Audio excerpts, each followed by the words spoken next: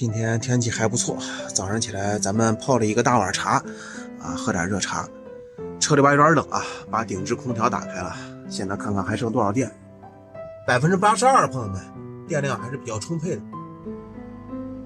看看我整洁的小窝，整洁的环境，心情就好。这两天有朋友问我说，房车停车公司停车费会不会很贵啊？每个月多少钱？因为咱们是房车俱乐部啊，车停到这是不需要花钱的。另外的话，用水和接电都比较方便。但是咱们这辆车的话，上面是有800瓦的太阳能板啊。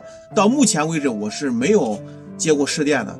但是我估摸着啊，如果到夏天的话，特别热，需要晚上开空调的情况，还是需要接试电的。像白天早上起来这个温差比较大，对吧？我开一会儿暖气。然后呢，感觉体感温度上来以后啊，到半上午太阳射过来以后，这温度上来了，就可以把暖气关掉了。中午或者到下午的时候啊，就是太阳直射，车里边稍微有点热了，再开个3-4个小时、2-3个小时的这个制冷空调啊。目前来说，咱们600安时的03铁锂电池是不缺电的。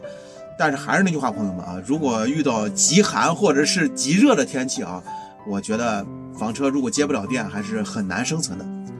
好了，咱们买点菜，今天出去露个营。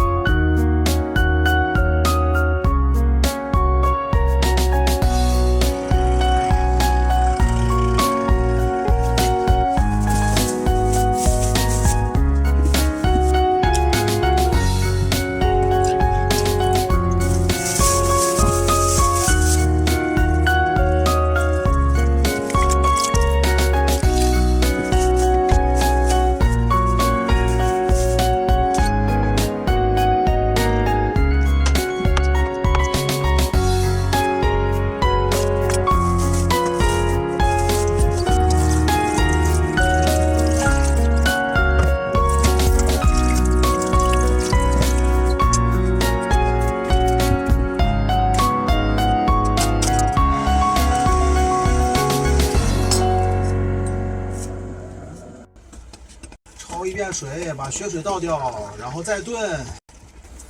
煮肉咱们拿这个饮用水啊，朋友们，来吧，倒满。把高压锅的盖子盖上，一定要把这个拧紧啊。肉炖好了，朋友们，咱们把战线转移到外边了。朋友们，咱们从车里边出来了，在这儿露个营，垃圾我们都装到垃圾袋了，涮火锅。这边景色还是非常不错的啊，好多人在这钓鱼。开吃了，朋友们，我今天忘拿碗了，就这么解决。怎么样，朋友们？简单粗暴吧？好吃。来吧，小公主，听说你吃的可香了，来一口。小姑娘多乖，大兵了小公主啊。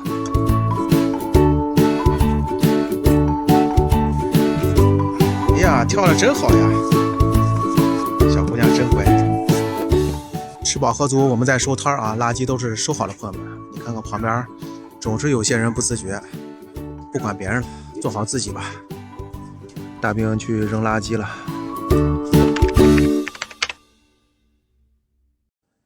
到车里边的朋友们，大兵带着家人已经回家了。我来不着急啊，把房车停到原地，在车里边喝茶，对不对？老习惯啊，跟大家再交心聊聊。为什么这期视频反复的在提我们把垃圾都收好了？因为经常在郑州的朋友都知道啊，黄河边现在已经是不允许露天烧烤了。本来大郑州能出去玩的地方就很有限啊，再加上露天烧烤给取缔了以后，我真是想不出啥地方还可以玩了。今天咱们露营了是在贾鲁河的一个断头桥上啊，房车现在停到这儿也不属于违规停车，因为前面是没有修通的。很多市民朋友们啊都是来这露营，但是让我很伤心了，还是有随地扔垃圾的这种情况。如果咱将来都是这样的话，随手乱扔啊，我估计以后真正能玩的地方会越来越少了。在这儿也想跟大家聊一聊，并不是说所有的房车车友出去啊都不注意个人卫生。你像我房车上经常就有垃圾桶啊，垃圾袋都是备得很足了，反而是开小车啊，有时候可能因为车上没有带垃圾袋啊，是吧？不具备这种垃圾收纳的这种能力啊，所以说会出现这种乱扔的情况。但是呢，大家尽量是做好个人卫生啊，只有说把环境卫生和个人卫生做好了，咱到哪儿才都会不被驱赶。